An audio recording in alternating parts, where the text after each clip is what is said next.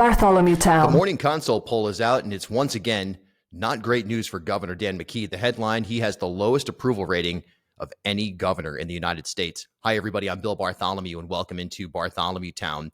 Look, this is not a brand new trend for the governor, who has not had good polling numbers really at all in recent years. And I think there's a lot of things to remember here as we start to take a look at this in the context of two different areas. Number one, on a political level, right? I mean, the governor right now is in a head-to-head primary matchup with Helena Bonanno Folks, the former CVS executive who nearly defeated McKee in 2022, now mounting a much more substantial campaign on a grassroots level. And she is certainly well-funded and definitely has the backing of a lot of the Rhode Island political spectrum, so to speak, at least on a sub-rosa level. That's one lane as McKee continues to try to differentiate himself from Bonanno Folks in every way, shape, and form.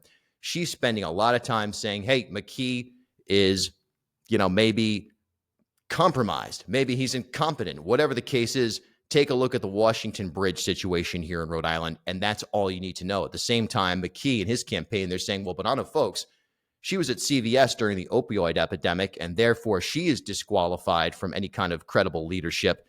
And that's been a lot of the back and forth in this race already. Now, look, we have plenty of time. Here we are in October of 2025. Of course, the primary in September of 2026. But make no mistake about it. I've said it a couple of times here on the podcast that we, in this post-Labor Day era, with candidates now getting in and other people who were potential candidates announcing that they're not getting into the race, and races, this is political season. So these polls actually do matter a little bit more. But then there's the other side of this whole thing, which is the governance side, right? Which is the whole, hey, yes, you're running for re-election if you're Governor Dan McKee, but you're also the governor of the state of Rhode Island. So when you look at low approval ratings in real time, in terms of governance, there's also some questions that you've got to ask yourself if you're the McKee camp about, number one, what you're doing, but number two, how you're communicating that and how you're effectuating the impact of the work that you're doing on the community. So let me give you a little bit here. I'm going to read now from actually Dan McGowan over at the Boston Globe summarized this really well. And his headline also, Governor Dan McKee has the lowest approval rating of the country's 50 state chief executives. And this is the highest disapproval rating of any governor seeking re-election next year, according to that survey from Morning Consult. McKee has a 40% approval rating, slightly lower than the outgoing governor in Iowa, Kim Reynolds, and his 44% disapproval rating was behind both Reynolds and Governor Janet Mills up there in Maine, who's going to be challenging Susan Collins in that Senate race. So, look, this is a little bit better, actually, than some of the other polls. Think about that University of New Hampshire poll that came out most recently. McKee had a 24% approval rating and a 71% disapproval rating. So, I mean, here's the reality. You've got to look at this if you're Governor McKee. Like I said moments ago, you got to look at this in kind of two different buckets. I think on a political level right now, with the recurring not great or straight up bad polling numbers that McKee has pulled in recent times, they've got to be looking at this inside the political apparatus and saying, all right, well, we can't worry about that from the standpoint of how it's going to impact our decision-making right now. We just need to continue to move forward, try to shore up fundraising, try to shore up whether it's labor unions or other major political factors in this state, and just keep doing what we're doing, kind of tune out the noise and get to a point where whether or not somebody else gets into this race, Dan McKee is not worried about, their message would be, Dan McKee is not worried about polling numbers. He's not worried about any of that. He's just worried about focusing on being the governor. And here are X, Y, and Z accomplishments that we're going to stand on. And we're going to say, maybe these are the type of things that don't resonate in polls. All right. You think about the education work that the governor's doing, especially on absenteeism and trying to reduce absenteeism, which is a major problem, generally speaking, but particularly here in Rhode Island. You look at some of the numbers and you're like, yeah, this is a big issue. And that's work that Governor McKee has done. Now, does that resonate with the average everyday person in a way when you have a scenario like the Washington Bridge, a major dominant story?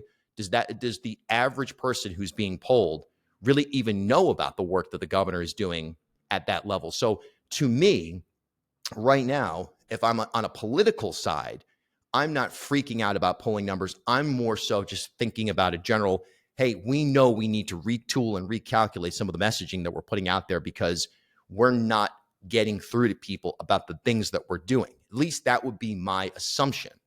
And so I look at it like, well, forget about the 40%, forget about the 17%, whatever. Just simply look at it as, what do we need to do to tell the story of Dan McKee in a way that we're not doing right now, right? That's the political question that the people inside the McKee political operation need to be asking.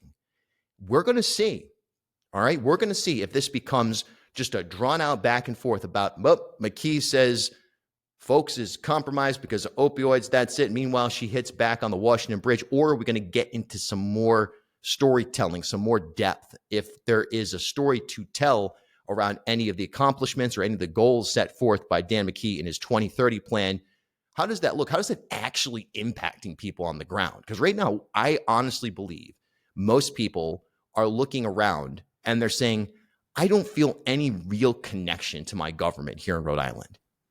And there's an obvious conclusion, there's a disconnect, and how that disconnect is healed, that's going to be the strategy that we're going to have to watch for, if it is healable, by the way. All right.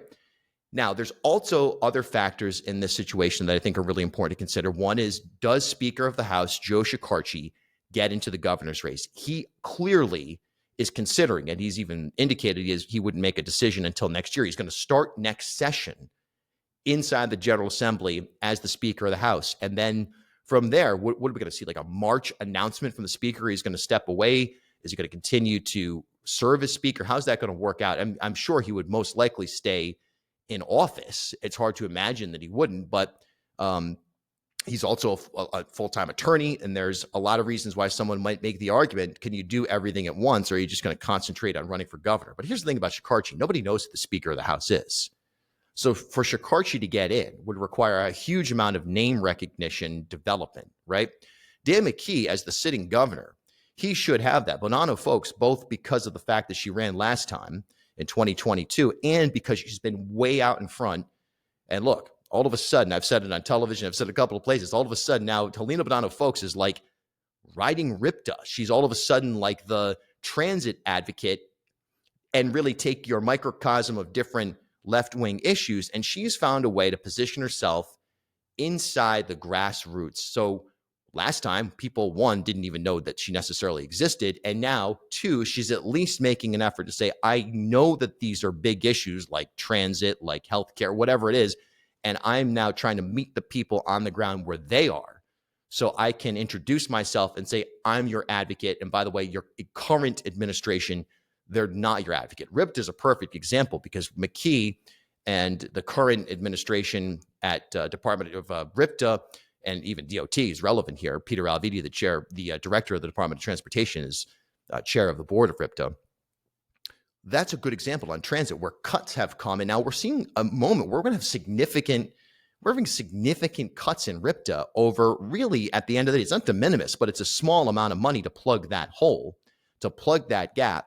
And it just didn't come to fruition in this year's budget. So, for example, RIPTA and transit, it's a great lane for an opponent of Dan McKee to get in and pound over and over again that he has let down a portion of the state. He hasn't listened to people, and he hasn't given them what they need. At the same time, McKee can say, well, wait a minute, we've got a fiscal mindset here that I've maintained, and I need to stay disciplined because part of my doctrine is at least some level of fiscal discipline and management. So that's the type of dynamic we have right now. We've got these big ticket issues, opioids and the bridge. And then on the next level down, folks saying, well, on all these little pockets that a Democrat governor should be like a leader on, we're making the argument he's absent, and we're here not only filling that void, but we're here to be a true advocate in this space.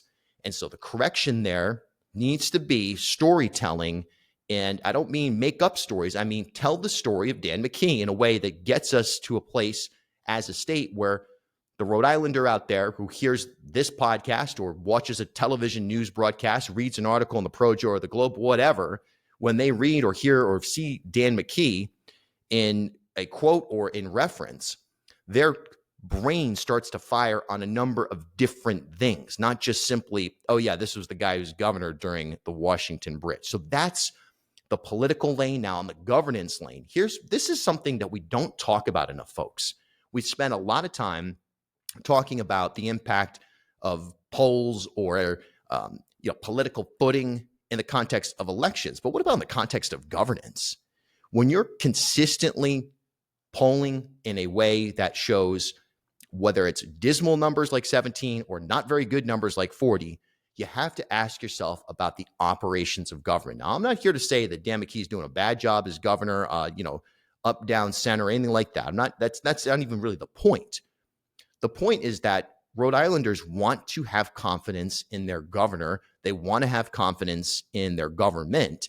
And right now, at least based on the polling that's been available, and we're not just talking about today's Morning Consult poll, we're talking about University of New Hampshire, we're talking about other polls. You can make the case that the state of Rhode Island on a governance level, for sure the Washington Bridge a factor, for sure healthcare a factor. I think people look around, they say, what the hell's going on with housing? Yeah, there's been a lot of things introduced. There's been a lot of legislation passed and signed into law. There's been a lot of new projects launched with press conferences, but I don't think the average Rhode Islander right now actually believes that their existing government is working for them. And so there's obviously an overlap between governance and electability, because if people in the state were thrilled with how their governance was happening, they would probably take the position of, we want to continue this at some level in 2026. But I worry about that, folks. Again, there's always going to be a reason for anybody out there to have a problem with a particular agenda, a particular piece of legislation, a particular direction that the state's going. That's always going to be the case. I mean, you literally are not going to please all the people. But if you're Dan McKee right now, and you're the state of Rhode Island, you're the McKee administration, I do think more concerning than on an electability standpoint, right?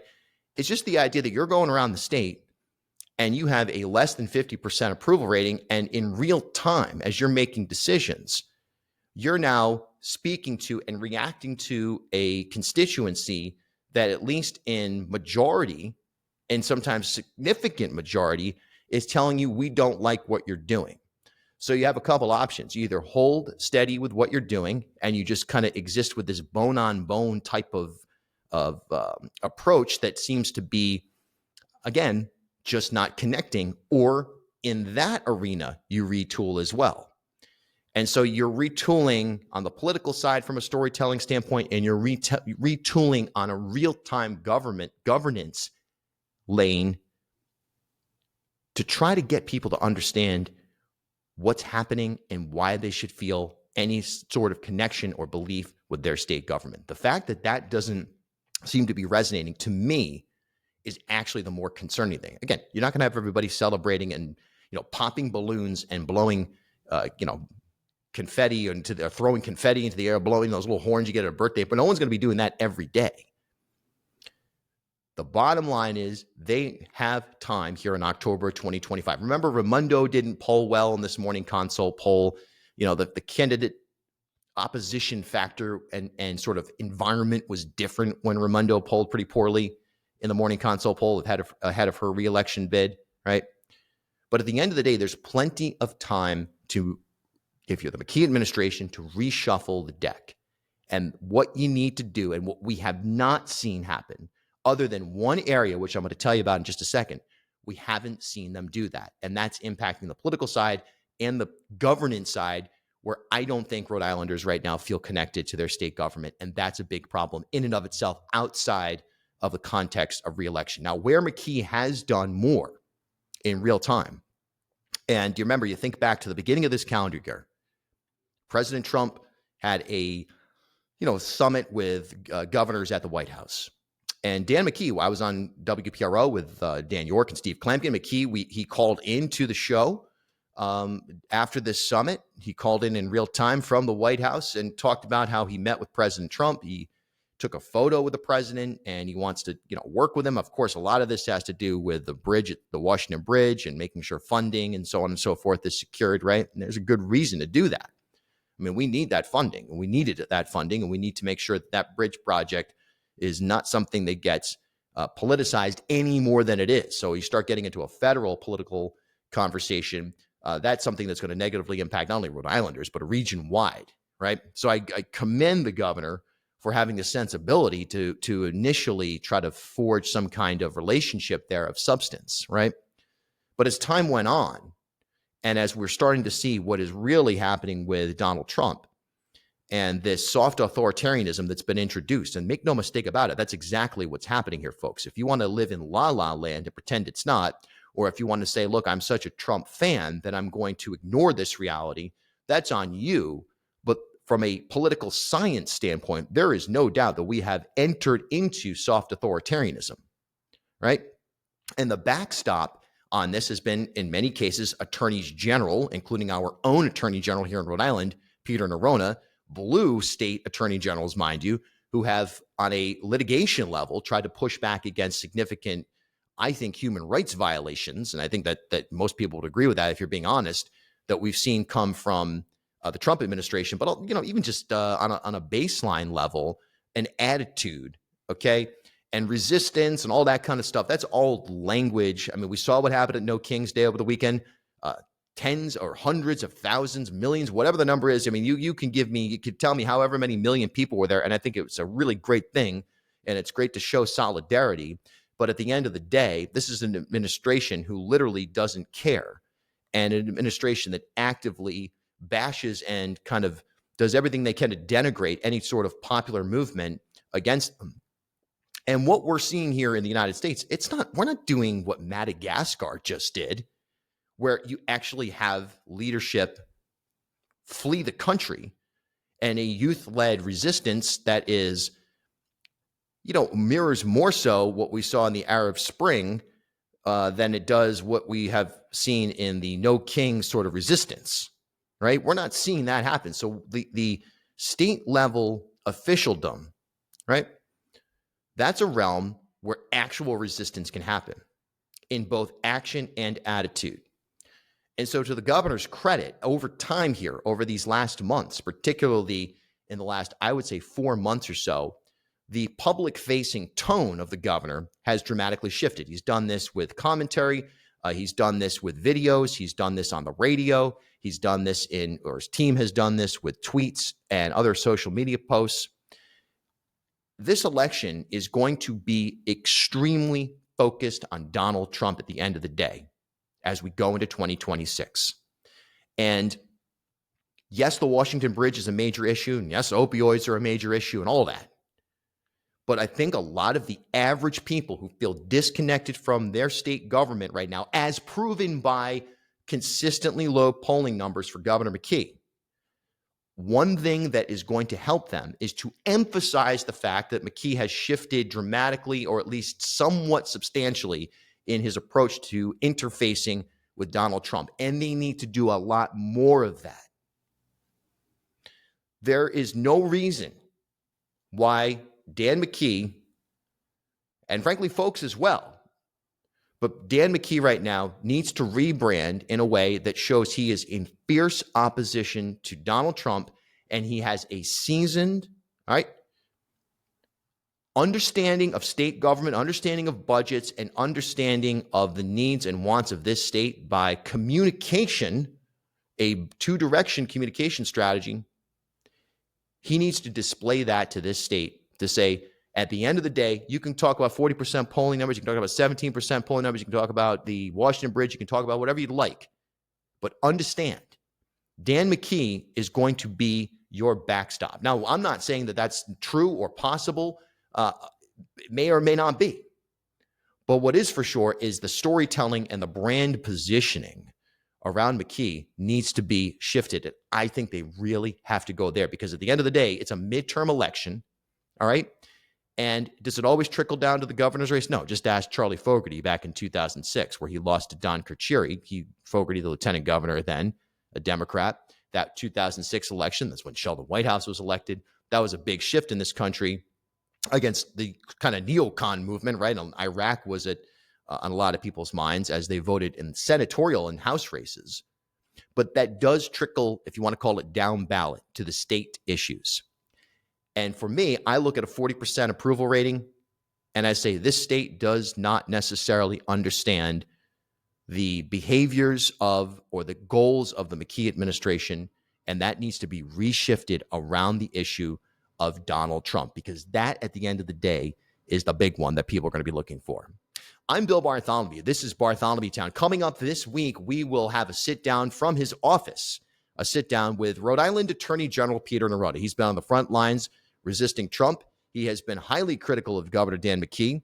He has been highly critical in many ways of the political system just by virtue of saying he wants to get out of it. He's not going to be running for governor or lieutenant governor. We'll talk to him from his office about state issues and, of course, everything happening on the federal level. It's Bartholomew Town. Remember, you can listen wherever you get podcasts, Apple Podcasts, Spotify, WPRO Radio here in New England, ripodcast.com, and now on YouTube.